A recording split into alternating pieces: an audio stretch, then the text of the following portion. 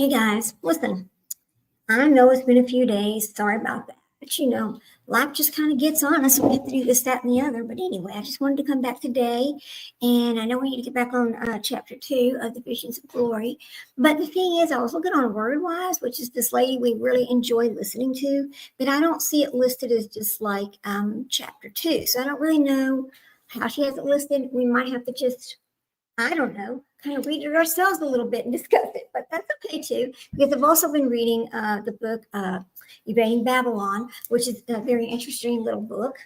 Having trouble streaming to your destination. Oh, okay, that's okay. Let's see which one it is. Let's see. Remove. It's okay. We'll just keep going. All right, there we go. I think that fixes it. Save changes and away we go. Yeah, there we go. We're still going live there. Anyway, so I guess it doesn't like Rumble, and that's okay too. But anyway, so I've been reading Evading Babylon. It's really not about what you think it's about. It's still a terribly written book with lots of run-on sentences, etc. But that's okay too. Whatever. Yeah. But yeah, so I think what I'm going to do is quickly get. Let me get the little book over here because I don't see WordWise as chapter 2. We might have to just do it. Hang on.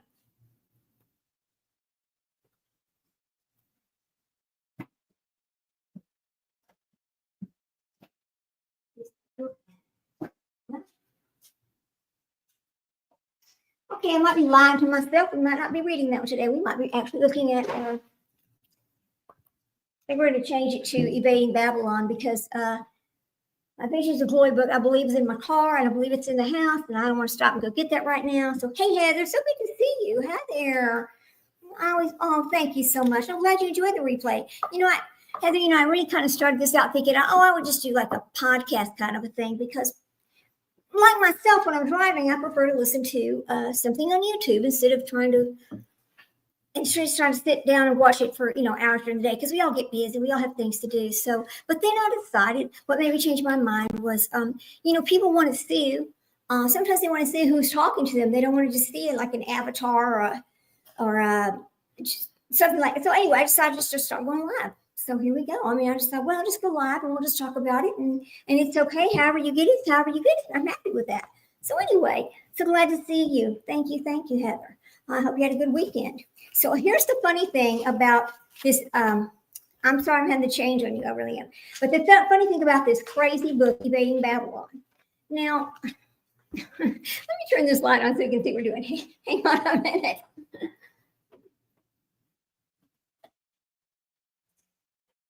A little bit dark in this is my little breakfast room off my kitchen. I usually like to go upstairs, but sometimes I need to be downstairs because my little dogs and stuff. So this little book, here it is, by Chad Daybell, Evading Babylon.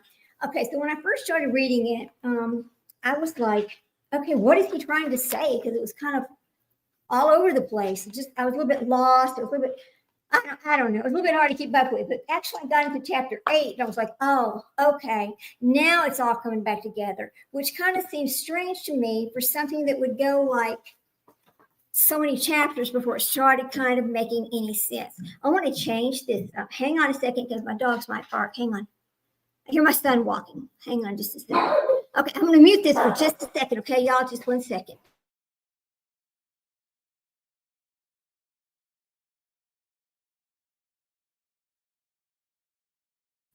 Okay, yes, my son left. It's okay. They didn't bark too bad. So let's change our little banner over here to say something else because we'll use this one.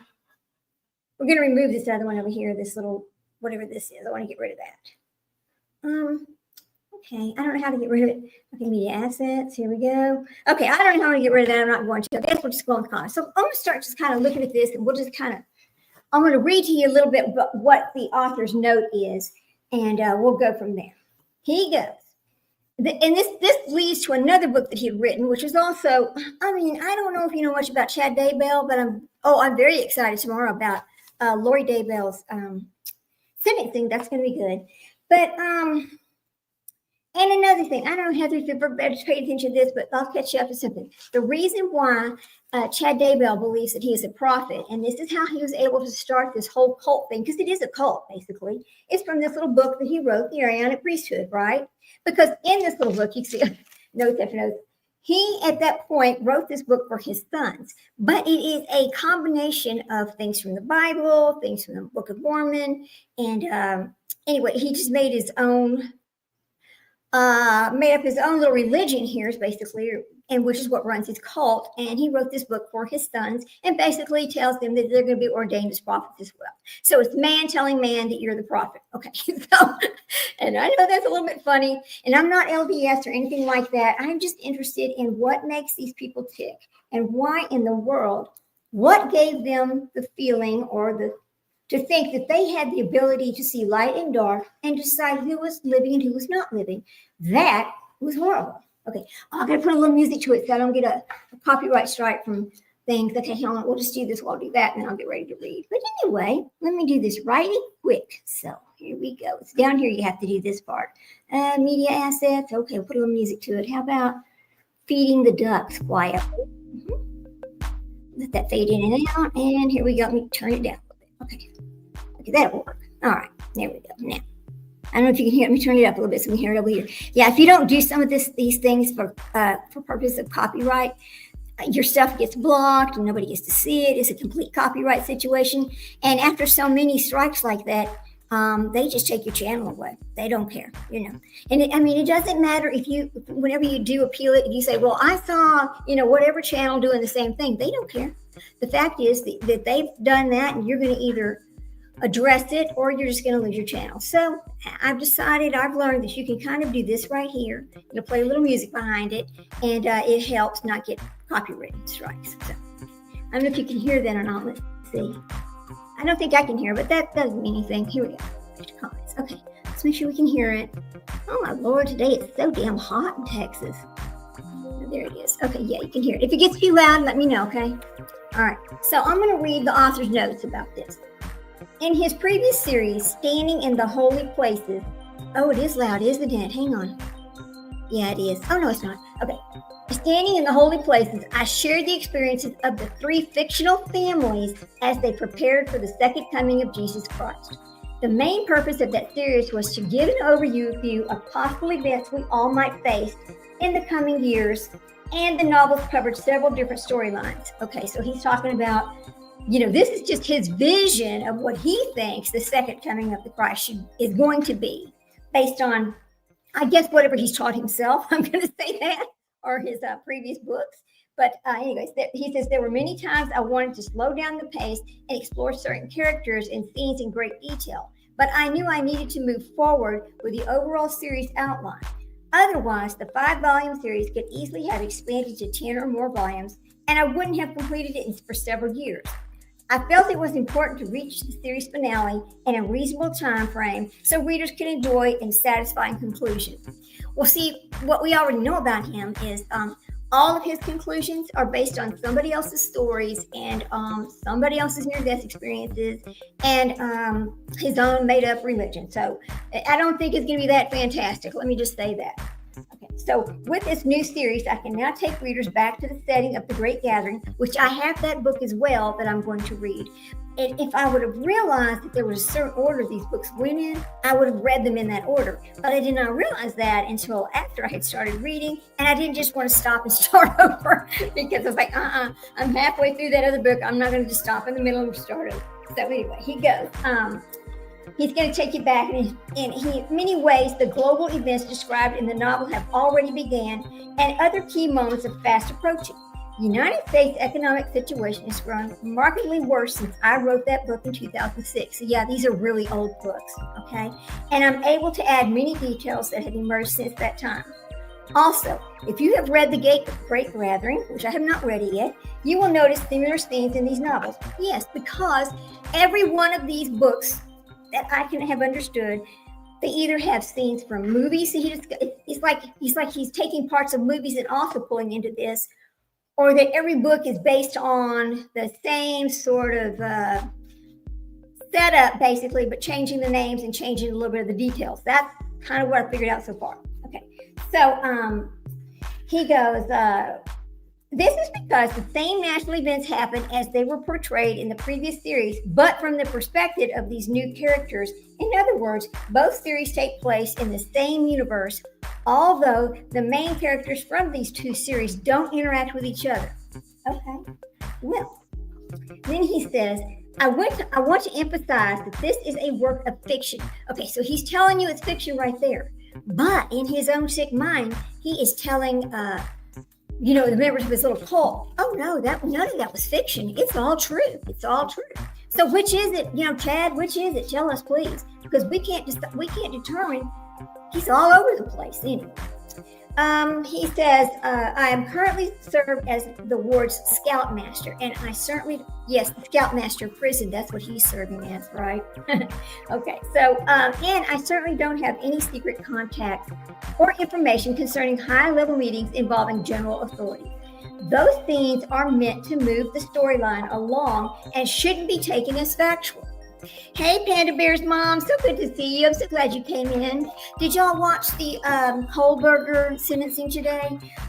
Girls, that was making me cry as I listened to those families talk about their children and watched old Kohlberger just sit there like a lump on a log. I was like, oh, and Stephen Stearns was even worse yesterday. But anyway, I want to say hello talk about that for a minute. Anyway, he goes,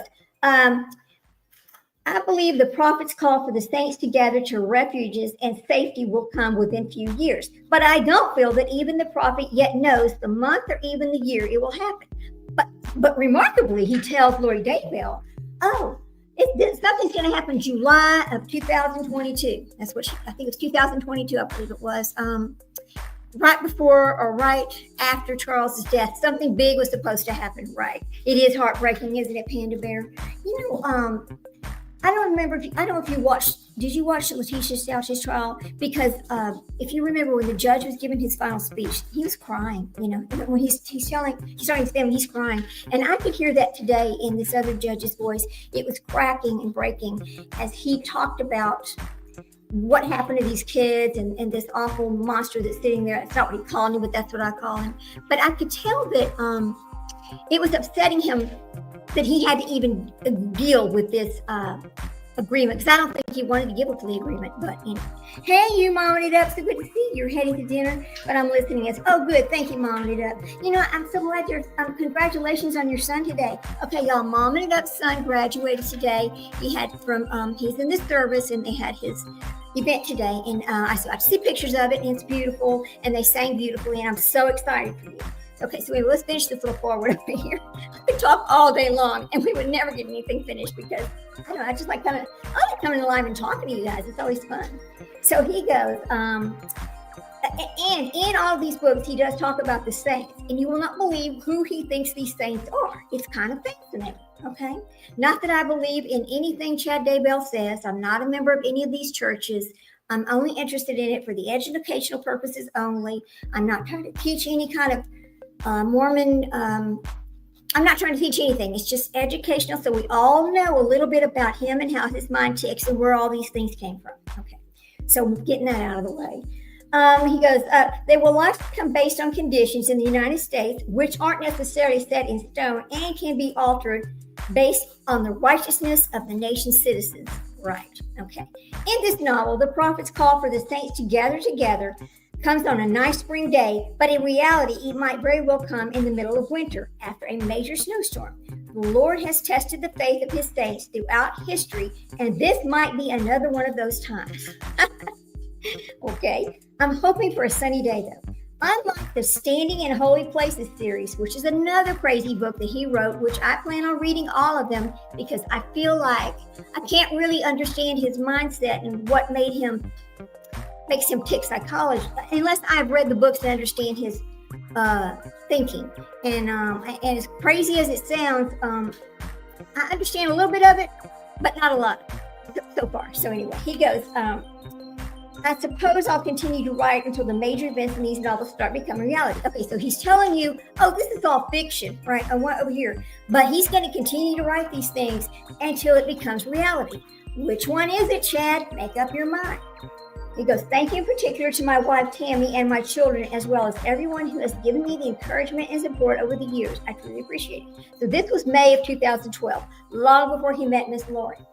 All right, so we're going to start with chapter 1. Now, when you're reading these things like this, you just can't go word for word. So I'm going to have to throw in some other words so to keep the copyright strike thing from happening, which is kind of sad. So just bear with me, because I also don't want this to take 15 or 20 different lives to get it covered. I don't want to have to do that. So I'm just going to kind of go down this page and we'll just talk about it. Okay. So he begins that in the United States position, the world has started to look at the United States poorly, right? Well, they all say that, right? It's been the Great Recession, and the financial markets in 2008 had created long-lasting effects, leading to a feeling of national unease, and the unemployment rate remains stubbornly high. Of course, so it was a big task for all these companies to add new jobs to the economy as we limped along, despite continual claims from the federal government that things were on the upswing. All right. Despite promises from Congress to trim the federal budget, which they never did, of course, that we know, and this is not about politics either, but I'm just going to say Elon Musk was brought on by Trump to kind of trim the fat, remember? So just think about that when we talk about this. Okay. So in the nation, they continue to pile up more than $1 trillion in additional debt each year. Even the most optimistic analysts forecasted an economic tsunami unless immediate and drastic changes were made, but their pleas were unheeded, of course, right. Despite the massive debt looming over the nation, Congress could not agree on where to tighten the budget. Entitlement programs and interest payments were eating up growing portions in the national expenditures, right? But the number of handouts to unemployed citizens continued to expand. Well, of course they did. You know why? When you let people run across the border and you support them all, and without even thinking about your own citizens, that's what's going to happen. And so this was not just something that happened with Biden. These people coming across this border and just be handed the world from the United States of America, come on in, we're going to support you, pay your bills and everything else. That's been going on for a long time. Okay, so that's not just a Biden problem. That's been a government problem all along. But again, this is not about politics. Hang on, guys. I know it sounds like I'm crazy, right? Going all over the place, but I just don't want that copyright strike. So we have to talk about all kinds of things to bring this over here. So then he goes, in the fall of 2011, a movement emerged to capitalize on the nation's uneasiness by organizing protests against the wealthy. They've always protested against the wealthy, right? Okay. Then it began when a group attempted to shut down New York City's financial sector and their efforts to occupy Wall Street. Remember Occupy Wall Street? We've seen a lot and heard a lot about that. It became a catchphrase, a similar protest spouting up to other cities. Yes, Occupy Wall Street was a big deal, and a lot of rioting and negativity and all kinds of things happens just when one group decides they're going to start blaming everything on another group. All right. The blockades took on a darker tone in the summer of 2012, and from that point on, the clash between the establishments and the so-called 99% became more polarized and violent. The continuous U.S. presidential and congressional campaigns that year added up to the nation's troubles, leading to outbreaks of civil unrest and levels that hadn't been seen since the 1960s. Okay, yeah, Mommy Nap says absolutely, it's been going on for years. Yeah, it wasn't just new. I'm sure our parents saw this. Anyway, okay.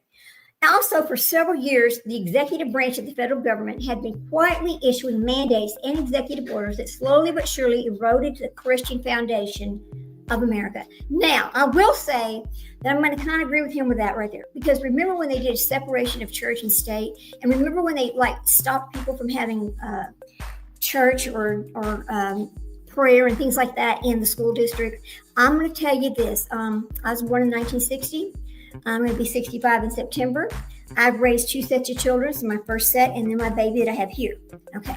And I can tell you based on when my littles were in school the first time around versus my other child over here, it was very different. They had Christ at school. They said prayer. They did the Pledge of Allegiance. They did all of that. The children were different. Their attitudes were different.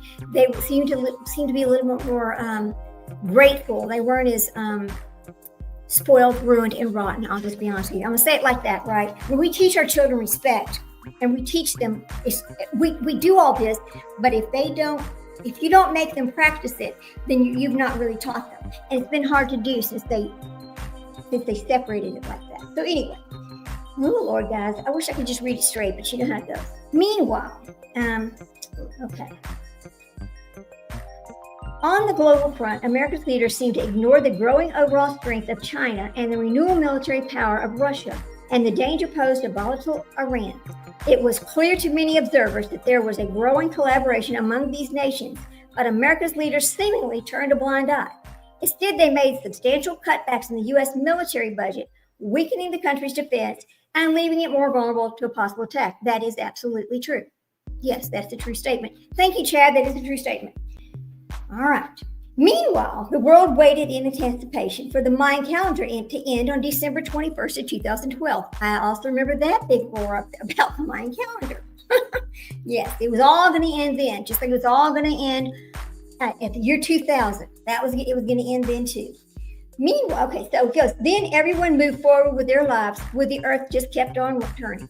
During this time, members of the Church of the Jesus Christ of the Latter-day Saints, I'm just going to say LDS to shorten it for us, okay, were warned and cautioned by their leaders in general conference to prepare themselves and their families for tougher times ahead. Okay, this is when he's getting into the preppers, right? Because his whole big thing, where he really got his name and started really becoming big, is when he got into the Prepping Society. Okay, that is what brought Chad Daybell into the world of people knowing who he was, what he was about, and started his books getting sold. So, okay. So, then he goes, the prophets recognized that the important events that had been prophesied for generations were now coming to fruition, and the spiritual commitment of each church member would be tested to live it during this time of sifting and refinement. Those who stood faithful during the darkest hours would emerge triumphantly into a glorious era where the wicked would be vanquished and New Jerusalem would be built. But we're getting ahead of ourselves. We're only at the beginning of that story, where you'll meet Nathan Foster. Nathan Foster and Marie Shaw are in most of these books. So think about that for a second. Okay, so they were two Latter-day Saints who are facing the same daily challenges you are. They and their families members might remind you of people in your own ward or neighborhood. And here's their story. Okay. Look, I just dropped the book. It's Panda Bears. I was just talking about this yesterday with a friend about saying Pledge of Allegiance in schools, and it needs to start back. It absolutely does. See, I think when our children say the Pledge of Allegiance, they feel like they're part of the same group. They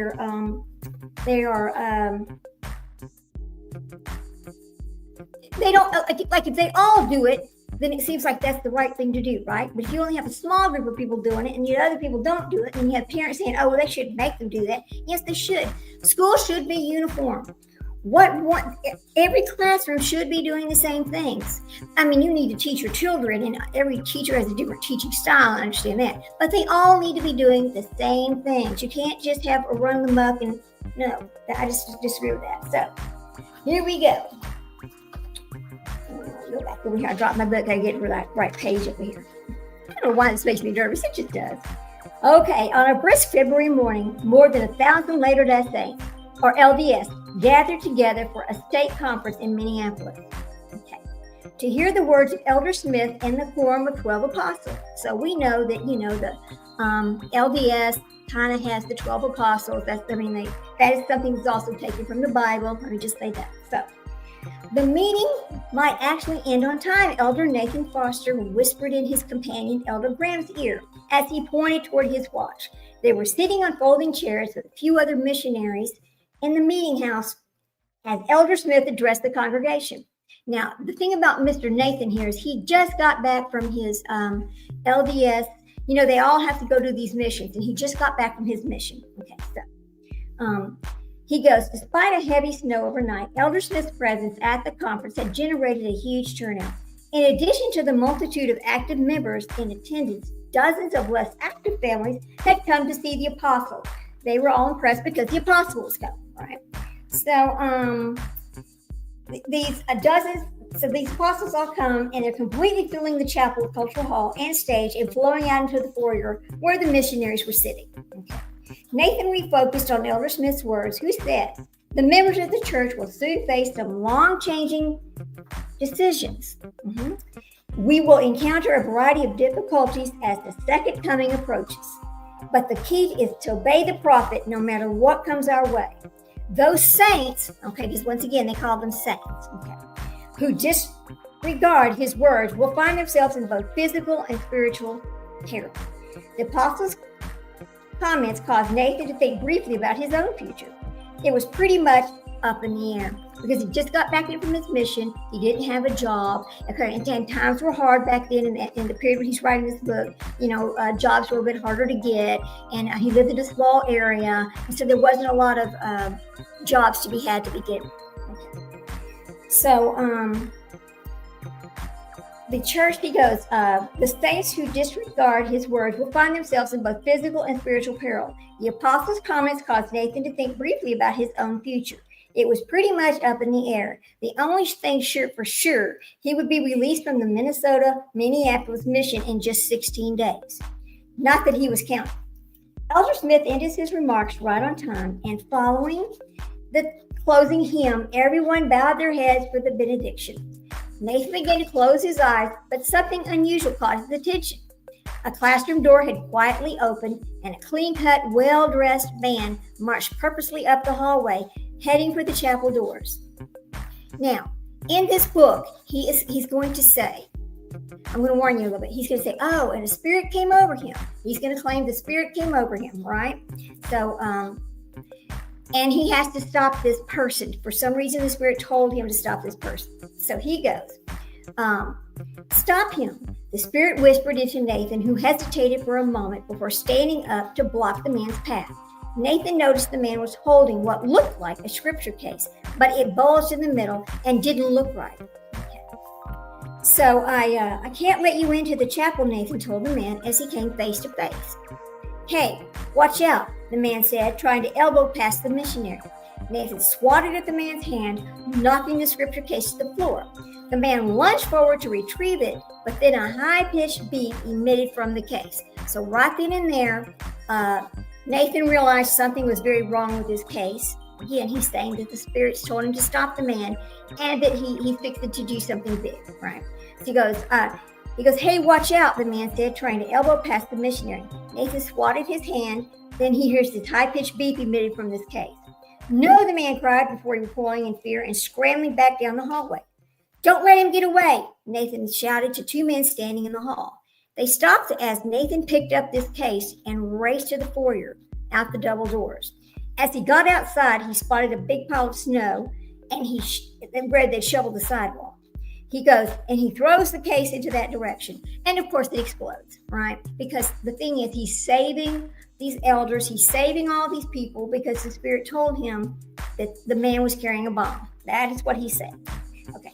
The case explodes just as it reached the snow, obliterating the pile and creating a 5-foot wide smoking crater of rocks and soil. Nathan was jolted backward by the blast and pelted by debris. He landed hard on his right shoulder on the icy sidewalk, and something inside him cracked. He says he heard the noise, he felt the crack, right? The pain was intense and he slipped into unconsciousness. The explosion shattered all the windows on the side of the meeting house, cutting short the closing prayer. Shards of glass rained down on the members of the congregation, and cries of pain and dismay erupted inside the chapel. Elder Smith is a big person in this group. He is like their prophet. He's their prophet, okay? So that's the little thing I'm going to tell you ahead of time. He is their prophet. So you need to remember that he is their prophet. Okay. So Elder Smith was instantly surrounded on that stand by his security team and escorted out the far side of the building into a waiting car and whisked away to safety from all the commotion. Nathan lay unnoticed on the sidewalk for nearly a minute until Elder Graham rushed outside to find him.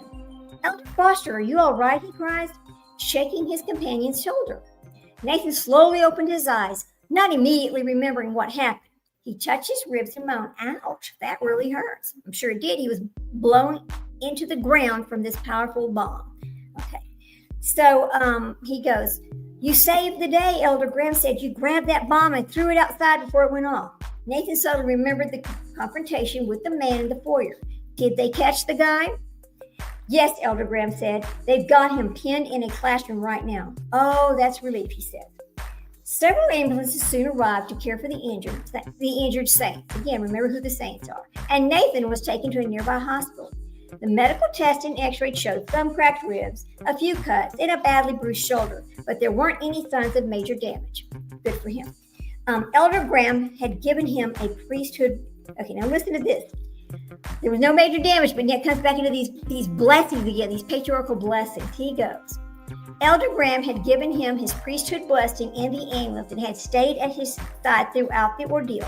By the time the mission president arrived that afternoon, Nathan was feeling a lot better. He goes, "Hello, President Warren."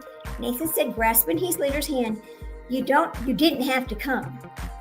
He goes, President Warren smiles, "It's an honor. Thank you for saving a lot of lives. It's a miracle that none of the other missionaries were hurt." Nathan shook his head. "I didn't even have time to think before I grabbed that package." "Wait, I wouldn't say that. The Spirit told me to stop that man." Nathan explained how he had received the prompting and that the president nodded. "You've told me before how the Spirit has guided," hang on, I'm going to turn the page, "has guided you throughout this mission, so I'm not surprised you responded so quickly." So in his head, he's saying that he remembered hearing the Spirit tell him to stop that man, and he just got up and did it without ever even thinking. He just didn't even think about it. So as the medical attendant stuck his head in the room and said, "Turn on the TV news. They're going to talk about what happened," President Warren grabbed the remote and clicked on the remote's TV. It should be interesting to see how the local media covers this story. A stern-faced anchorman appeared on the screen with the caption, "Breaking story, Mormon bombing," appearing below him. The president frowned, and judging from that, I'm not sure if that means we were the bomber or the target. Yeah, it's a little confusing, right? The broadcast switched to a female reporter standing in the snow outside the house. The church's shattered windows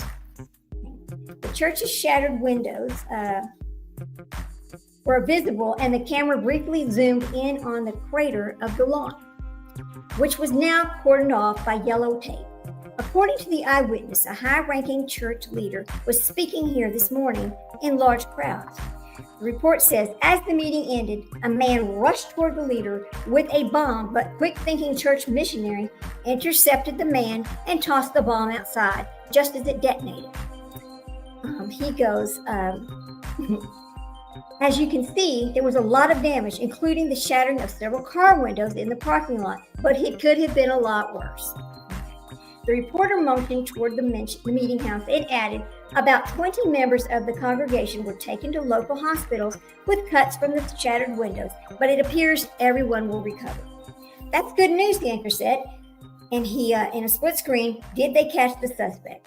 Yes, the reporter said. He's been identified as Kurt Jessup. Now, I don't know if y'all have ever paid any attention to the 20 kids and counting, or 19 kids and counting, whatever they are. And some of these other churches where they've had Mormons, or some of these other shows they've had Mormons or LDS people or Amish people or any of that kind of thing. But Jessup seems to be a large last name in those areas, okay?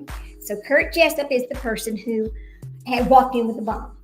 He's a disgruntled ex-Mormon, so he was excommunicated for some reason, and so he was upset about it. He is in police custody at this time. Tell us about the true hero in this story, the young man who got the bomb out of the building.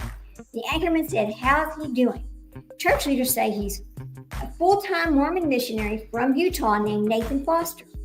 He was injured in the blast and taken to a local hospital, so we haven't been able to talk to him yet, but we'll give you more details as they become available. Okay. Thank you for your report. Okay, so the news reporters goes on, and then President Warren clicks off the TV, and he says, yes, you're indeed a hero. So now he's the hero of the story. Okay, chapter 2. Now, Nathan has enjoyed talking with President Warren and Elder Graham for another few minutes, but he could hardly keep his eyes open, so he was exhausted, tired, and wanted to go to sleep. We better let Elder Foster recuperate, President Warren told the nurse. I think he's ready for a long night's sleep. She agreed. I know those guys usually stay in pairs, but we've got him covered. So she's talking about how these missionaries or these young LDS members are always in pairs. Like you'll see the two missionaries walking the streets or whatever, they're always in pairs. She goes, are you sure? Elder Graham asked. I'm willing to stay the night at his bedside. President Warren looked at his nurse and said, we'll still be able to have church security posted outside of his door, right? So now they felt like they had to have church security to protect him. I don't know why, but anyway.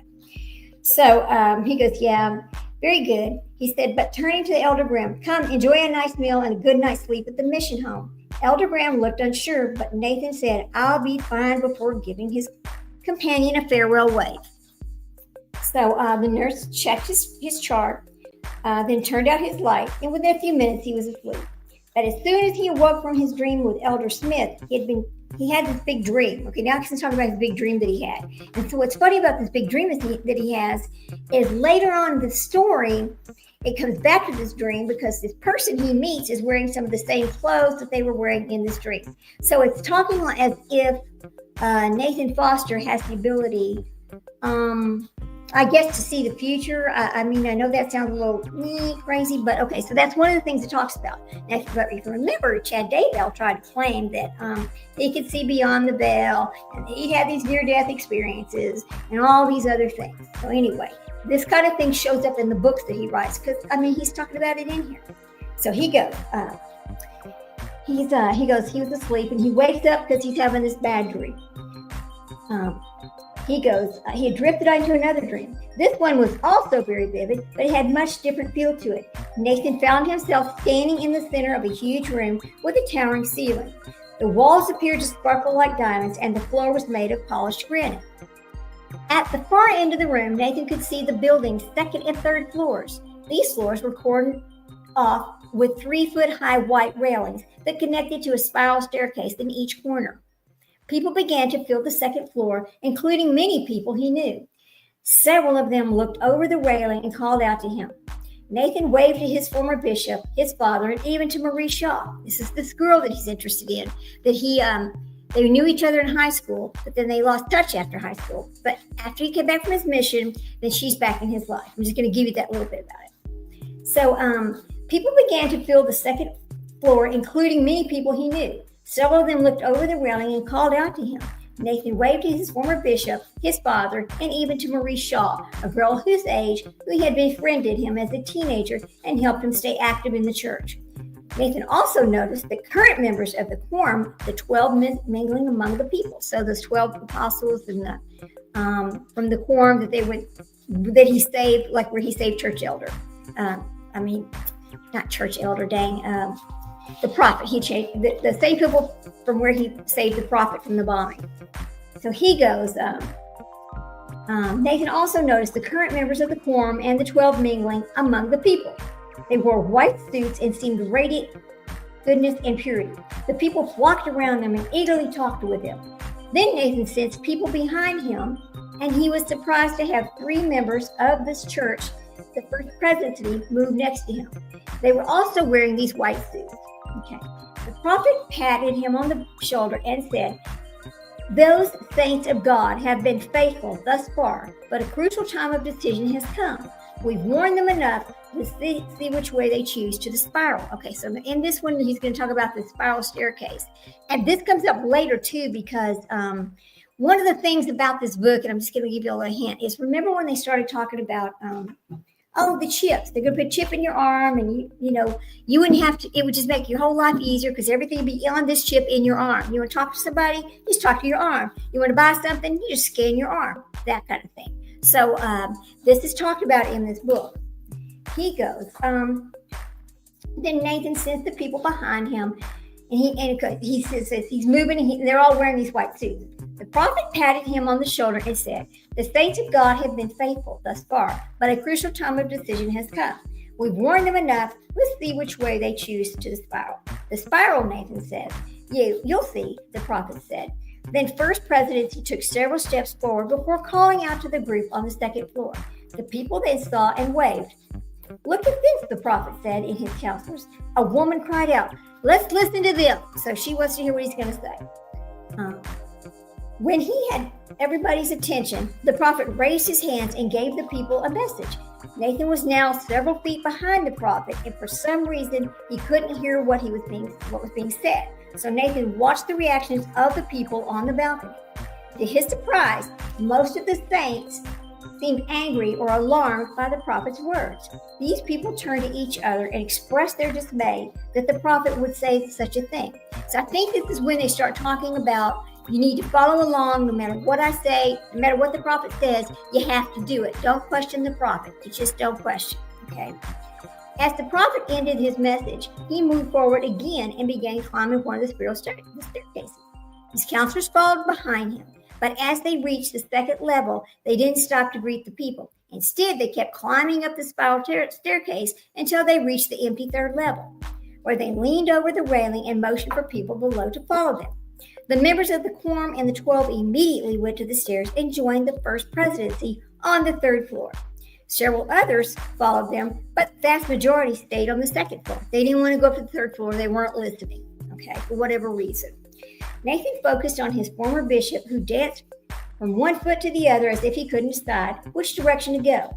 He talked with his wife for a while before finally taking her hand and descending to the spiral staircase back down to the first level. So not even the immediate members who faithfully followed this prophet in this dream actually went to the third floor with him, okay? Then he says, Nathan was baffled by Maria's actions. Okay, so there was this argument, right? He goes, but he noticed several other families having similar arguments. In some instances, they were teenagers urging older relatives to climb upward, and in some cases, they were older people fighting with each other. The whole thing was confusing to Nathan, although he was starting to grasp that the arguments were symbolic of a greater struggle. Okay, and I think it has something to do with this chip thing, okay?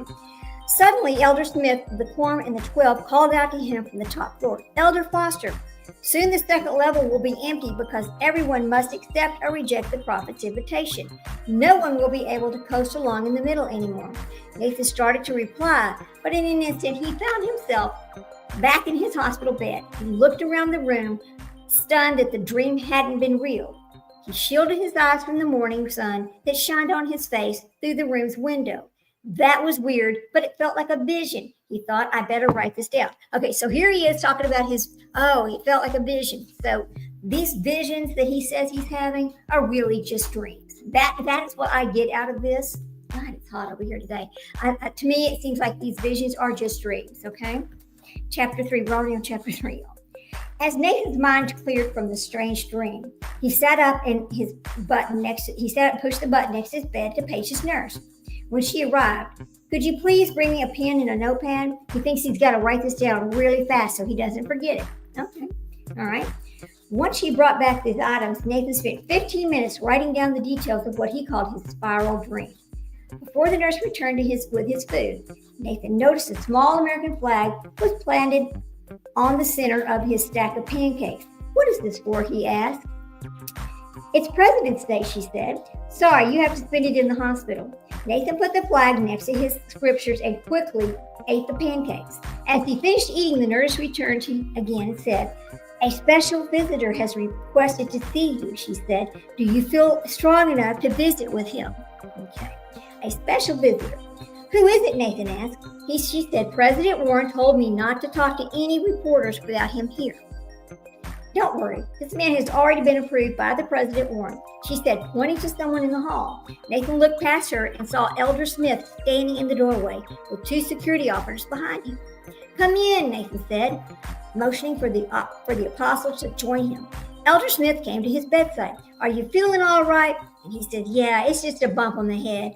I'll be better in no time. Now, this is where Elder Smith starts talking to him about this special, it's called the MM Project, okay?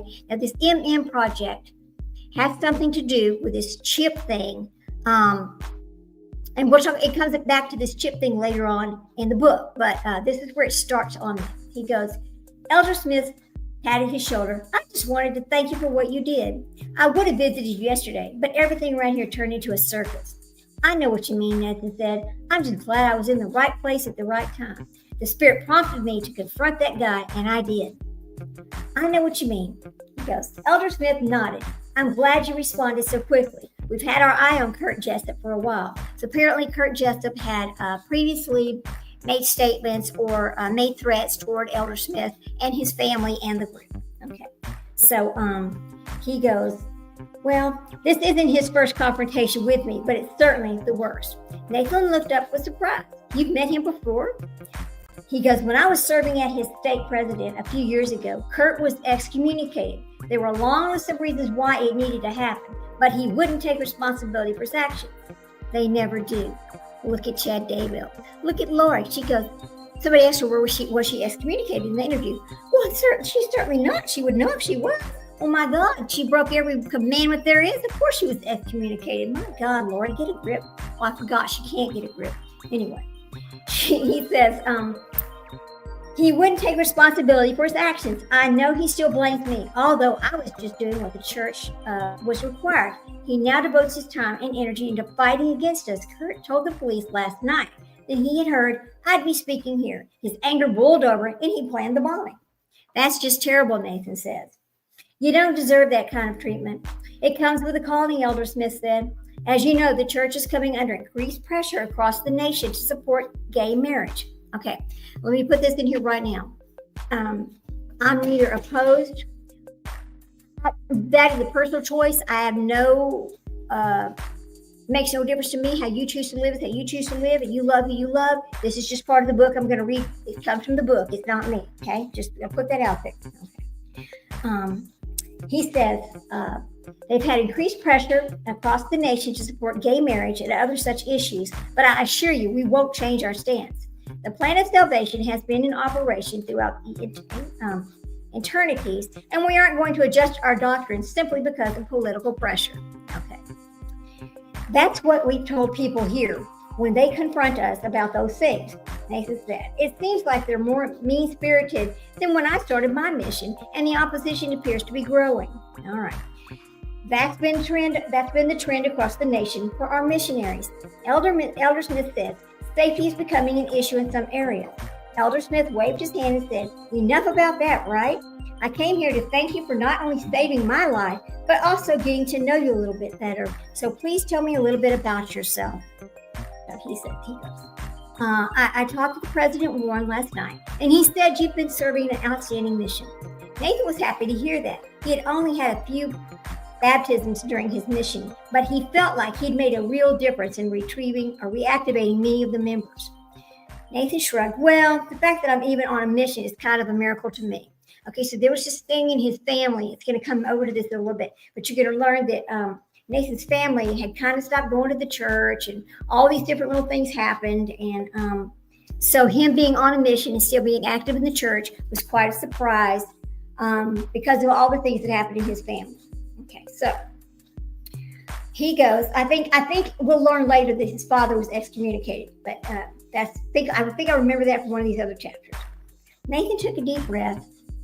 He goes, well, in fact, he says, I was a miracle I was on a mission at all. What do you mean? Elder Smith asked. Nathan took a deep breath. I didn't have the best upbringing. Dad had an affair when I was 8 years old, and my parents got divorced. Then Mom was diagnosed with thyroid cancer when I was 14, and although she fought hard against it for a few years, she died a few months into my mission. So his mother passes away while he's on this mission. Okay. And he goes, I'm sorry, Elder Smith said. How did your siblings handle everything? Well, I was an only child, but I have a 12-year-old half-sister because Dad eventually married the woman he'd had the affair with. Quite typical, right? The grass is always green on the other side, just ask them. Are you close to them? Not at all, Nathan said. I only saw Dad a few times after the divorce. He would stop by our house, but I was so angry with him that the visits were horrible for both of us. Mom finally said I didn't need to see him anymore. Dad seemed fine with that arrangement, and I never even met his wife or my half-sister. Well, that's kind of a sad situation, right? It must have been challenging, Elder Smith said. Nathan wiped his eyes because he started to cry a little. He goes, yes, I had held on to some hard feelings toward my dad, but early in my mission, I reached the conclusion I needed to forgive him or it would eat me inside. So I have. Very good, the apostle said. So with everything that was going on in your life, how did you develop a testimony? Nathan smiled. And he said, well, I owe most of my initial motivation to attend church to Marie Shaw, a girl who was in our ward and I grew up with. She was pretty and was always nice to me. Plus, she made comments like, see you next week, Nathan. Okay, so he's always had this little thing for this woman, but he was very shy and he wasn't in high school. He really just wasn't able to tell her this. So this is, keep remembering her. Thank goodness for righteous young women, Elder Smith said, and with a grin. But is Marie the basis of your testimony? Absolutely not, Nathan said. In fact, Marie eventually went to college at the University of Utah, and I haven't seen her since. We were since our high school graduation. By the end of high school, I'd read the Book of Mormon and had received an answer that it was true. And then I started attending institute classes at Utah Valley University, and I gained the conviction that I needed to serve a mission. Okay. Excellent, Elder Smith said. What are your future plans? If there's a young lady like Marie waiting patiently for you for your return. So he's asking, do you have a girlfriend? And he goes, Nathan chuckled, hardly. My plan is to do landscaping work this coming summer to earn tuition money so that I can attend UVU in the fall. Mom had to sell the house to pay for her cancer treatments, so it looks like I'll be living with her sister Susan in Salt Lake until I can find an apartment near campus. Nothing is set in stone, though. Nathan then paused and looked at the notepad he had set aside. He picked it up and said, Elder Smith, last night I had a really unusual dream, and you were in it, and so was Marie. It was almost like a vision, so I wrote it down this morning. Maybe it was caused by bumping my head, but I feel like it really means something. Would you please read it? Certainly, Elder Smith said. He took the notepad and intently read Nathan's notes about his dream. When he finished, he raised his eyebrows. I assure you, this is an inspired dream and has deep significance. So, Elder Smith, the apostle here, is telling him that this dream has some kind of great significance. In other words, this would be like Chad talking to Lori about some dreams that she had about, or be Chad telling Lori about a vision he had that they were married in previous lives. So I think it's something like that he's trying to, the great significances of your visions, the significance of your visions. I think that's what Elder Smith is saying to Nathan. So Nathan, he lets out a sigh of relief. I'm glad you don't think I'm going crazy. Elder Smith shook his head. Not at all. The apostle then paused as if we were searching for right words before saying, soon the church is going to need hundreds of righteous young men such as yourself to fulfill assignments in an important new project. We're looking for recently returned missionaries who have flexible schedules, and I think you'd be a perfect candidate. Okay, this is this MM project that I was talking about. And so this MM project is one of the main purposes in this book. And in the end, I believe this MM project has something to do with, because the name is called Evading Babylon, right? But it's leaving all of this behind. Okay, so let me just keep reading because it's kind of interesting how it gets over to this. Well, what would I be doing, Nathan asked.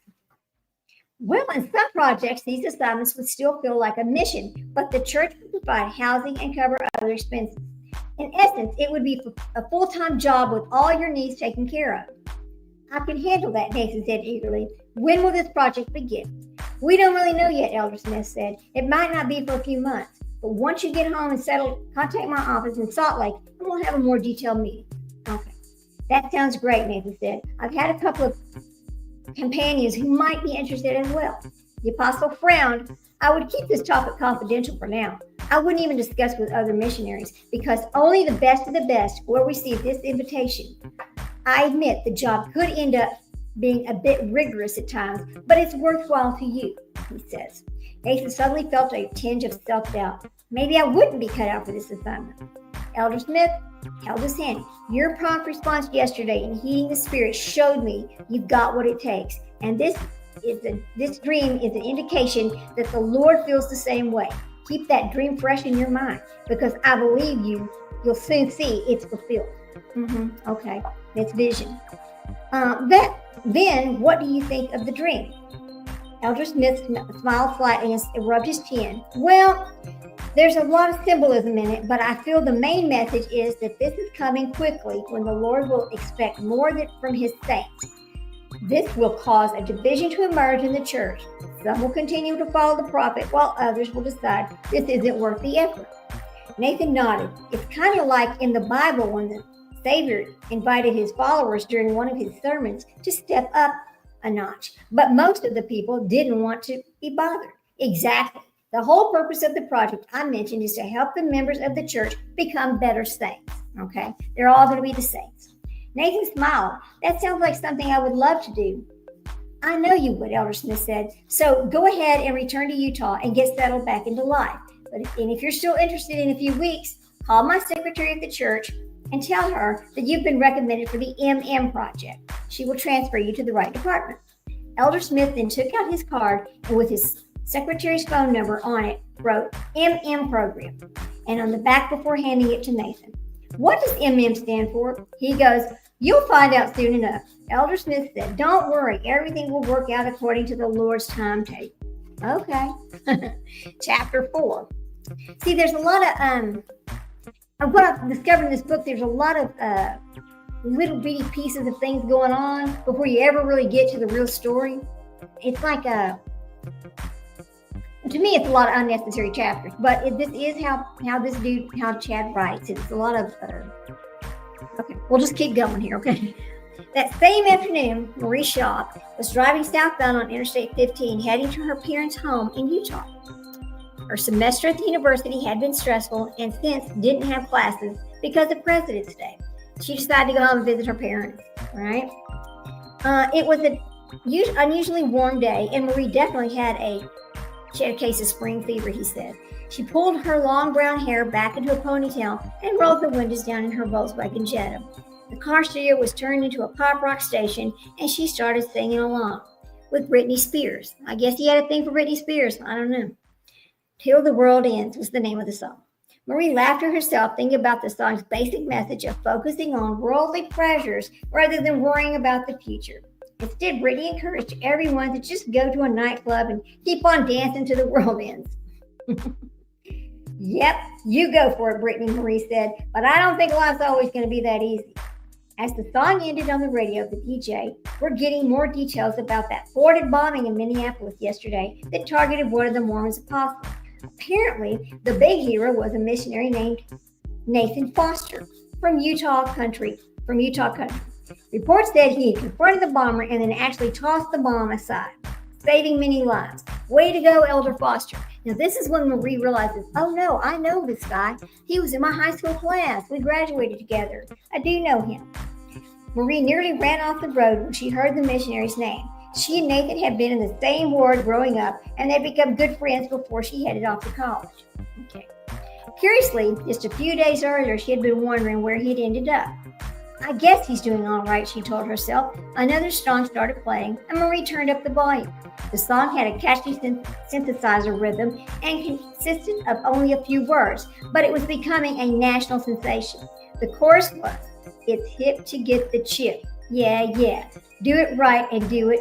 Don't get left behind. It's hip to get the chip. Now, this chip that they're talking about is this chip in their arm that everybody's saying, oh, get the chip. It'll just make it a lot easier for you. You know, everything will be easier. You need to get the chip. You need to get the chip. Now, listen, I don't know if you guys remember this, but a long time ago, I remember talking this when I was young. They tried, oh, someday they're just going to put a chip in your arm. And I mean, this was back in like the 70s, 80s, that kind of thing. I mean, you know, I graduated high school in 1979, and I remember talking about that kind of thing way back then. So I guess, so I guess he's writing the fact that this really is going to come true. So he goes. This is the song. So when the song ended, the DJ said, that's a new smash hit by Get the Chip by the group Chippy and Friends. Yeah, ignorant that sounds. It's a stupid name for a group, but the song is awesome. I bet the song is not awesome. I bet it is not. Marie got her parents home. She was happy to find her mother, Carol, was there. What's that bombing in Minnesota terrible, Carol asked. They sat around the kitchen and munched on some freshly baked cookies. I'm so grateful Elder Smith is okay. All right. Marie nods, and on the radio now, they just said the missionary Nathan Foster from Utah. Could it be that Nathan we know? I would imagine, Carol said. The local news is about to start. Go turn on the TV and see if they're saying anything. All right. So as expected, the bombing was the lead story, with a spokesman from the LDS Church saying that about 24 saints were recovering from the cuts and bruises from the chapel's shattered windows, but that everyone was going to recover. Then the report shifted to the local angle, and Nathan Foster's picture comes up. All right, and it was the picture from his senior yearbook of all pictures. Marie smiled. I was right. It's him. The report explained that Nathan was currently still hospitalized, but would return home from his mission in about 2 weeks. As the report concluded, Marie went to the computer and looked up an additional story about the bombing. All right. She goes, the report explains that, she goes, Carol let Marie browse the internet undisturbed and secretly pleased at Marie's interest in Nathan. Okay, so Carol, the mother, was like pleased that she was interested in Nathan and that she'd always kind of been interested in Nathan. Okay, so which is kind of strange, right? But anyway, so but the thing about it is, what I don't know from this book is how old these people are, because it talks about when they were in high school, and it's talking about later, and it's talking about college, but it doesn't say how many years it's been since they've seen each other. So so Carol's excited. She's going, let Marie browse the internet undisturbed. She wants Marie to have interest in this Nathan guy. She knew her daughter hadn't been attending church very often during her time at college, and it bothered her. Marie needed friends who were a bit more devoted to the gospel. So that's why she likes Nathan, right? A few minutes, Carol grabs the plate of cookies and moved to Marie's side at the computer, where she was looking at a recent photo of Nathan that a church member in Minnesota had posted on a blog. Hey, he's cuter than I remembered, Carol said. Maybe you should give him a call when he gets home. Mom, we're just friends, Marie said, in her feigned disgust, but she had already decided to attend his homecoming. Of course she did. Okay. As Nathan was resting in his hospital bed that evening, the President of the United States came on for a personal Primetime's President's Day broadcast on all the TV networks.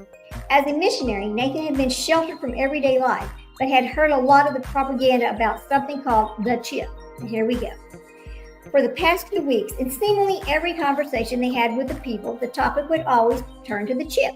It was being mentioned in mysterious commercials and even in his hit songs he had heard blaring from passing cars. Now it looked like the president was finally going to explain what it was. He began by holding up a small capsule that the camera zoomed in on. You are looking at technological masterpieces, he said. This is a tiny microchip that can hold more information than a shelf full of books. And it's about to make all of our lives better. This is when they start pushing this chip, okay? He placed the chip in a tray on his desk and leaned earnestly toward the camera. As a nation, we've all noticed a feeling of growing unrest for a variety of reasons. The civil disobedience is frightening, but this chip is the answer. Okay, so I guess if you're being disobedient, whatever, they're going to zap the chip, they're going to take them. What is the chip going to do to make people behave? That's kind of weird, isn't it? To me, it's a very weird thought. He goes, I invite every U.S. citizen to receive their own personal chip. Your personal information will be loaded onto it, eliminating the need to carry ID cards or even credit cards. All transactions will be possible through the chip. The president clasped his hands in front of him. The purpose isn't to punish law-abiding citizens, such as yourself, but to stop those who are causing our distress. The chip would allow us to easily track those at scenes of violence and apprehend them. Also, it will essentially eliminate identity theft and protect our financial assets. Speaking of money, we will also give a $2,000 tax credit to anyone who receives their chip by the end of February. Wow. I guess that's like if you got the COVID shot, you got money, right? I mean, is this the same kind of a thing? Who knows, right? Anyway, he goes, the president added, as we celebrate this special holiday, I believe our noble president, George Washington and Abraham Lincoln would have welcomed such an innovative technology if it had been available in their time. The president then explained that the chip implant centers, they have, just like they had COVID shot centers, they have chip implant centers for these people to go get these chips, right? So he goes, this program will boost our economy, reduce crime, and make our lives much more efficient. It is a 10-second procedure that only stings a little. I know because I've received the chip myself earlier today. The president held up his right hand and the camera zoomed in on him. He pointed to a tiny puncture in the back of his hand. See, it's hardly noticeable, he said. And as a nation, what have we got to lose? Well, you're going to lose your identity. You're going to lose yourself. You're not going to be able, you'll have somebody tracking you every movement you make. But if you stop and think about it, we already have that. Think about our cars and everything else. People know where we're at every minute of the day. There's a camera on you, except in your home, for most of us, every minute of the day. Every place you drive, every stop sign, every place you go shopping, it's the same thing. So he goes, Nathan turned off the TV and rolled on his side. The president's message had made him sick to his stomach. During the past 2 years of knocking on doors, he had met literally hundreds of families who depended on the government to pay all their bills. Oh yes, isn't that relevant? Yes, it is. It wasn't that they weren't disabled and that they couldn't work. They were just happy to let Uncle Sam foot the bill. They weren't rich, but they could have stayed at home all day. To Nathan, the chip seemed just another way for the government to shackle the people. Well, they'll have to give my $2,000 to someone else, he thought. There's no way I'm getting that chip. Okay, so this goes on to chapter 5, but I'm going to stop right there because, we've been reading for an hour. I'm going to stop right there for a minute. We'll talk for a second. But gosh, isn't that, all of these things that people have talked about before, he's bringing into this book here, But let me see something here. How long is chapter 5? Actually, I'm going to go ahead and read chapter 5, and we'll just stop at chapter 6, okay? Because I've only been on for about an hour anyway. But I know this is not very interesting to some people, but why it's interesting to me is because, again, I'm trying to understand the psychology of Mr. Chad and how did he build this cult that he built, and how did he get people to follow him? The whole thing is crazy, the whole thing. Anyway, so in chapter 5, here we go. 2 weeks later, Nathan braced himself in his flight.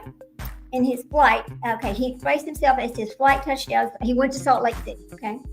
See how it leaves off? He's like, no way I'm getting this thing. And the next thing we know, he's on a flight to Salt Lake City without any information in between. To me, that's kind of weird. It's like, okay, we jumped to something else now. So he touched down at Salt Lake International Airport. He was joined by Elder Groban, a former companion who was returning to Utah. Elder Groban knew about Nathan's family situation, and he'd arranged his parents to drop off Nathan at his aunt's house. Okay, so he's getting a ride home from the airport, basically. The day since the bombing had flown for Nathan, he threw himself back into the missionary work after being released from the hospital. Although he only had the only thing the people visited wanted to talk about was how they were going to spend their chip money. Okay, see how weird that is? Okay, so he goes, despite that obstacle, Nathan had been privileged to baptize 2 investigators on his last Sunday in the mission field. Now, he felt a rush of emotions. He wasn't too excited to return home and face his family's troubles again. He had prayed nightly during his mission for his father to have a change of heart and return to the church. But Nathan sensed the timing wasn't right, and it might never be. So he was afraid his family would never get back to the church. Okay. So the 2 missionaries made their way to the airport through the entrance, where a large group of people were waiting to meet Elder Groban. Cheers erupted, and the group spotted the missionaries. "I think they're happy to see you," Nathan said. "I'll wait for you at the baggage area." "Hey, stay with me," Elder said. "I'm sorry that no one is here to greet you, but there are plenty of hugs to go around." Elder Groban was soon engulfed by his family and members of this church. He stepped back and introduced Nathan to them. So I guess Elder Groban was making sure that Nathan wasn't left behind, because he says there was nobody there to greet him. But that's not exactly true. As we get further into this book, you realize that Nathan was not just left behind, that there were people there to greet him. So he goes, even his mom stepped up and forth. Okay, so Groban's mother stepped up and embraced Nathan. Remember, because Nathan's mother had passed away. "Every missionary deserves a mom's hug when he gets home," she whispered. Nathan felt tears come to his eyes. "Thank you, this means a lot," he whispered back. Soon they moved as a group to the baggage claim area. He picked up his 2 suitcases when he heard a familiar voice. "Hello, son, you're looking good." So he turns around and his father's there. So his father was there to greet him, which shocked him. Because remember, he hadn't seen his father. After the parents divorced, he didn't really see his father. All right? So, "Dad, what a surprise," Nathan said. "The Grobans were going to drop me off at Aunt Susan's house." "I can do that if you want," Garrett said. So Garrett is Nathan's father. Okay. "That's all right, isn't it?" "Sure, but I just didn't think you'd want that." "Not want to pick up my son?"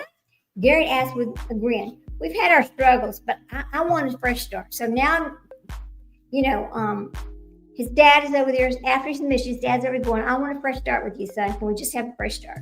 Now, he's feeling especially vulnerable because of the bombing and everything else. So he goes, "Sure. I not want to pick up," and he goes, Nathan couldn't quite believe his eyes. His dad was clean cut and seemed happier than he remembered. Nathan quickly explained to Elder Groban that he had a ride after all. "My dad is here to pick me up." "Really?" Elder Groban asked. "If you want, we can still make it." He goes, "No, this will be fine," Nathan said. Elder Groban shrugged. "Okay, but don't hesitate to call me if you need anything." "I will, and thanks again," he said. Nathan turned back toward Garrett, which is his father. He reached out to take one of the suitcases from his son. "I'm glad you're home," he said. "I'll still take you to Susan's house, but I was hoping you will agree to stay with us instead." So he wants him to come stay with his stepmother and his half-sister that he's never even met. Okay? Nathan stammered, I guess that'd be okay. Have you talked to her about this? Yes, and she thinks it would be a good idea. We've got a spare bedroom you can use. Vanessa and Denise are eager to get to know you, and so am I. So his father's had a complete change of heart, and now he wants to know his son. Now, I don't know if it's because of the bombing where he had saved the apostle, or I don't know if it's that, or if he's just came to that conclusion that he wants to stay, anyway, or he wants to get back in touch with his son. Soon they loaded the luggage into Garrett's Honda Civic and got on I-80 heading east. Nathan noticed some landslides on the mountains above the University of Utah campus that had been caused by a substantial earthquake a few weeks ago. Now, if you remember, Chad and Lori talked about earthquakes. There was going to be a big earthquake. Remember that? And if I remember, the lemon was over there, and she was supposed to have powers of the winds and the earth and the rains and things like that. I don't mean to laugh, but it is funny. I want y'all to stop and think about that. It is disgusting. It's foul. All of that was horrible, but it is a little bit funny. Sorry, So he goes, well, it's not the freeway system for a while, but they've got things under control, Garrett said. I'm just glad I wasn't living in some of those houses up there on the bench. The people living on that fault line got the worst of it, though. It shook the valley floor pretty good as well, he said. As they approached the freeway interchange, Nathan assumed that they were going to the home in Bountiful, where his father had moved after the divorce, but they got on I-15 heading south. He goes, where are we going? Oh, I thought your mom would have told you. I moved back to Orem when she was diagnosed with cancer. I lived about a block from our old house. Nathan furrowed his brow. It upset him to learn that while his mother was sick and going through all this, the man lived a block away from his house. A block away, right? And he didn't see them, 1 block away. So Nathan, he goes, Mom never mentioned it in her emails to me. I didn't know you two were still talking. Well, I still paid your child support until you turned 18, and I always like to hear how you were doing. And I often asked her to let me visit with you, but she felt like it was best if I just stayed out of your life. I suppose I could have taken her to court over the visitation agreement, but I felt like I'd already inflicted enough pain on her, so I followed her wishes. But now she's gone, so I decided to take a chance. Okay? Nathan felt strange inside, as if it never dawned on him that his father still cared about him. I don't know what to say. I feel like I've lost a whole decade with you. We probably had, trying to go by the mother's wishes. But I will say this, and it's none of my business, but I don't believe that a mother should withhold their children from the father. It's not about child support, it's not about that. Children need both of their parents. They need both of their parents.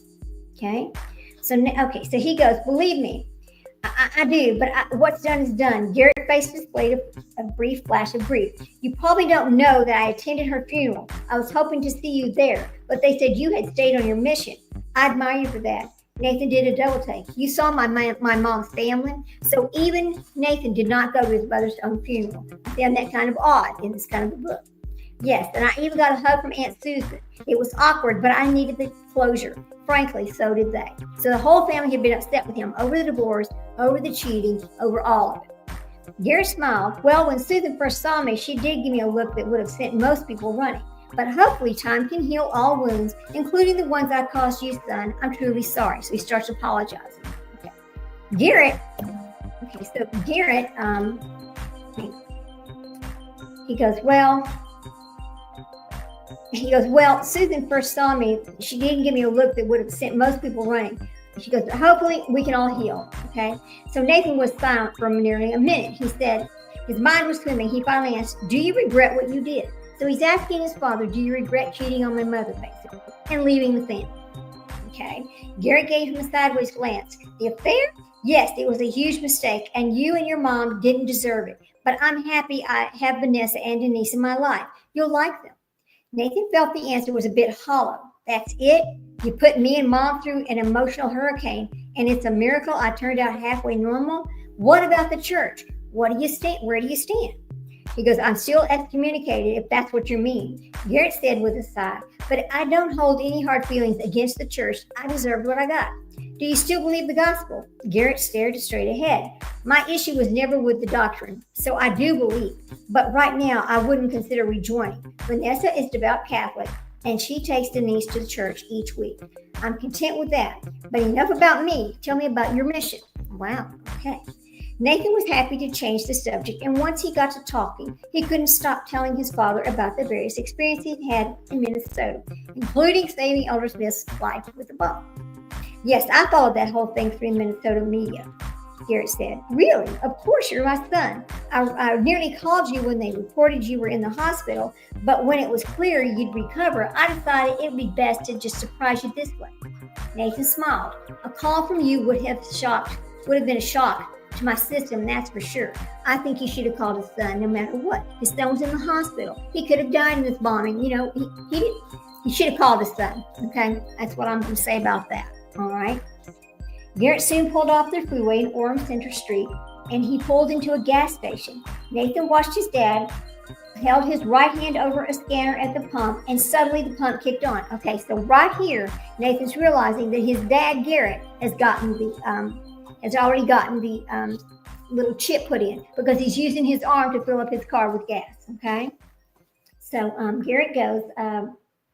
Garrett removed the gas cap, inserted the nozzle, and started filling the car without even touching a button. He then grabbed his cell phone while he waited and punched in a speed dial number. Hi, honey, Garrett said. Everything is going fine. Nathan and I should be there in about 15 minutes. Love you. As Garrett got back in the car, Nathan said, I noticed you used your chip. Didn't it hurt you to get it? Okay, he's a little bit upset with his dad at this point. Not at all. It sure is convenient, Garrett said. Are you going to get the chip? Probably not, Nathan said. The church sent out a letter discouraging him. All right, that's what I've heard, but really has made my life so much easier. I don't even carry my wallet anymore, Garrett says. So they headed east and soon arrived in front of a nice home that was a couple of blocks south of Mountain View High School, Nathan's alma mater. So Nathan went to this Mountain View High School. All right. They climbed out of the car and grabbed their suitcases. Vanessa and Denise are nervous to meet you, so please be kind, Garrett said. So he's afraid that Nathan's going to be upset with Denise and Vanessa and not be nice to them, right? But I think that he would realize that as his child went through this mission on the other things, that how he's going to react is not going to be how Garrett thinks he's going to react, right? So he goes, Dad, don't worry. Nathan said, I'll be a gentleman. The front door opened and a stunning Hispanic woman came outside, followed by her preteen lookalike. Sheesh, they're beautiful, Nathan muttered to Garrett. How am I supposed to hold a grudge against them? Garrett smiled. Maybe you shouldn't. Vanessa came forward and shook Nathan's hand. I'm so happy to finally meet you. Welcome to our home. Thank you, Nathan said, surprised at the instant connection that he had with this woman that he had despised for so many years. Then he turned to Denise. You must be my little sister. How are you? Wouldn't that be the shock? Denise didn't say anything, but instead threw her arms around Nathan and started crying. She's so happy you're here, Vanessa said softly, patting her daughter's head. Denise soon backed away and said, I'm sorry, I've just never had a brother before. Everyone laughed and they headed into the house where Vanessa and Denise had prepared a nice dinner. As they ate and chatted, Nathan truly felt loved and accepted. So he finally realized that meeting these people that he could understand, and so I guess he forgave his dad for all this. But what you're going to find out is how he feels about his dad getting this chip in his arm versus what the church said. Well, that's a whole different story. So then Nathan goes that he had previously arranged to meet with his stake president that night to be officially released from his mission. So Garrett let Nathan take the car to do that. After a pleasant interview with the stake president, Nathan stopped by his bishop's house. You look great, Bishop Tanner said. I'm relieved you weren't hurt in the bombing. Me too, Nathan said. The Lord was watching over me. You got my latest letter, right? The bishop had asked. Is Sunday still going to work for you to speak in the sacrament meeting? So they've asked Nathan to come speak in the meeting on Sunday about his feelings and how the Spirit told him to throw the case, to stop the man from entering the church and all that, right? He goes, yep, I'm planning on it. After his visit with his bishop, Nathan decided to take a little journey around the old neighborhood, including a slow drive past his old home. The new occupants had painted it bright colors, and it didn't even seem to look like the same house. He then drove over to Marie Shaw's house. So he remembers this girl. She didn't live very far from him. So he drives over to Maria's house. Now listen, he doesn't have the heart to stop. He just drives by there. He's a little panicked, a little scared. I get that. Her rebellious actions in his spiral dream remained vivid in his mind, and he still had a hard time believing it and that it could be true. At least they haven't moved, he said, as he recognized her father's car in the driveway. The lights were on in the front room, and Nathan surprised himself by pulling over to the curb. I just want to see how she's doing, he told himself. Then he realized he didn't have a reasonable excuse for why he was visiting her on his first evening back from his mission. You're such an idiot, he thought, as he pulled back onto the road. She surely has a boyfriend. So he didn't stop and visit her, he just stopped at her house. Okay, but he's truly interested in her, and you'll find out that her parents want her to be interested in him. But there's going to be this conflict thing about this Chip over here later on. So we're going to start back on chapter 6 probably tomorrow. I'll come back on it because I want to finish this book. So we'll start back on chapter 6 tomorrow for this book. But another thing I was going to talk about is I wanted to find I'll get my Visions of Glory book, and I guess we'll just start reading Visions of Glory too. I don't like to come on but maybe an hour and a half on a live, because I think once you start going past that, it's too long, and people tend to lose interest in what you're talking about, I think, unless you're talking about one of the missing children cases, that kind of thing. But I'm staying away from that. But people always talk about all of these kids and all these different things that are going on out there. And what can we do to what can we do for their memory? So here's what I've decided I'm going to do for their memories. I just write every one of them a poem. And I know their parents never get the poem, and that's okay. I was putting the poem on my community post, and everybody's welcome to go read it. But I think that's one thing I can do, whether I know the child or not. It's just something for their memory to be in writing and be there. That's what I can do, and that's what I'm going to do for all these kids. Just a lot of nastiness going on in the world, just a lot of things that, I don't know. YouTube streets are really nasty right now. I just don't like any of that. I still do not understand. I just don't. How can people, look at the new case that's happening. How could that father drown his own daughter, 9 years old, beautiful little girl? How could he do that? What happened? You just don't understand. I don't understand what happened. How can these things happen like this that causes this? There's no amount of money or bills or anything else that would make me ever want to take the life of my child. I just can't understand it. I don't know if you listen to his excuse or anything, but that's a real mess, that case. I'm glad that Stephen Stearns is in life for prison now. He's never going to get a parole hearing. He's never going to get out. I'm glad that he took that plea, because one thing about that case that I just want to say for a minute is I think that in order to protect whatever dignity that Maddie Soto has left, it needs to be protected, because there is no reason for people to be getting their hands on all of this case information that discusses everything that and shows the pictures and everything else of what actually happened to her. Those records should be sealed. Okay, it's okay to talk about his phone call. It's okay to talk about him, but anything that has to do with her and her little body, please don't release that information. Please seal that information in the state of Florida. It does not need to come to light. It does not need to be passed around on all of these, channels to be ooped and God and people to be looking at and talking about. And, no, none of that needs to happen. Let it go. Let that information be sealed, please. Just like the autopsy records and those kind of things on the Idaho 4. Those records need to be sealed. It does not need to be passed around. It just doesn't. I don't understand people's, why they even want to see these things. Really, it's horrific. None of that is going to change anything. Why do you want to see those gruesome pictures? It's gross. It's just gross, and I think it's uncalled for. But anyway, so we'll just start back tomorrow on chapter 6? Because I want to finish this one up, and I'll get my Visions of Glory book out, and we'll go ahead I guess I'll just go ahead and read that one myself too, instead of looking for Wordwise. But Wordwise does such a good job. I enjoy listening to her. She's got this great voice, and I like hearing her tell the stories about when she's reading Chad Daybell's books and what she thinks about his style of writing and things. She's really very funny. So that's all I want to say about that. And I guess I'll come back tomorrow and let's do it again. I just want to get through some of these books and some of these things. And then here's another thing I'm going to do. Let me talk about Justin Banta for a minute. So I had requested all some information about the Justin Banta case. Well, I actually got a letter from the Texas Attorney General describing to me why they were not going to release this information about the Justin Banta case. Of course, we know it's an ongoing case. We know that. But at this time, they're not going to release information on this active case. So I thought that was quite interesting that I had to get an official letter from the Attorney General of Texas as to why they're not going to honor my FOIA request. There you go. So at some point, I guess we will get it. I am going to still follow that case because I want to know what's going on with it.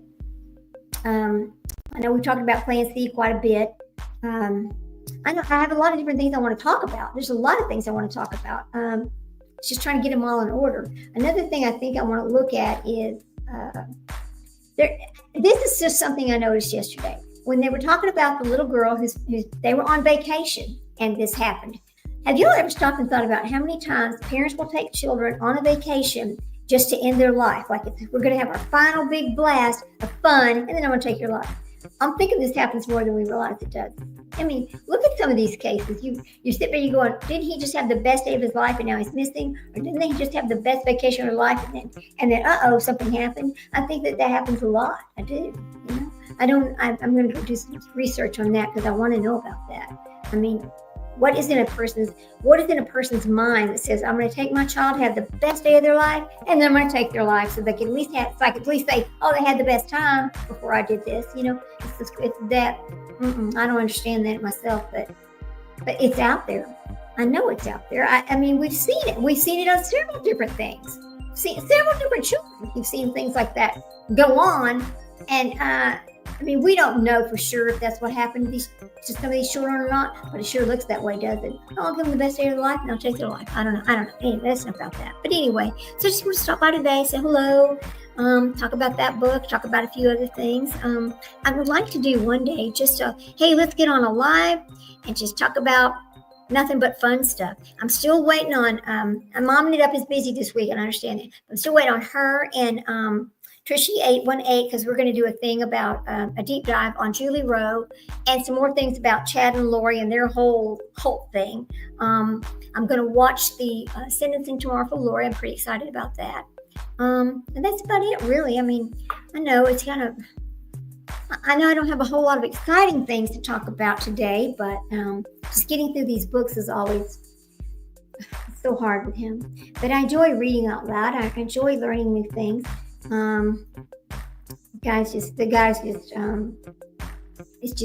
y'all hear about, did y'all notice that Colby had he had a stroke or something from, he had meningitis. He didn't know he had meningitis. That's it. I was praying for him to get better and get out of the hospital. That's the last thing his family needed was for him to be sick like that. So I hope he's okay. Bless you. I hope you're okay, Colby. Take care of yourself, please, Colby Ryan. Anyway, that's enough about that. Anyway, I guess I want to say bye for today and catch you tomorrow. I'll probably try to come live tomorrow about 2 o'clock or so because I want to get further in this book. And if I have any other new information on Justin Banta by then, I'll be happy to share that then. Anyway, have a wonderful afternoon. Thanks for stopping by. Enjoy the rest of your day. Bye, guys.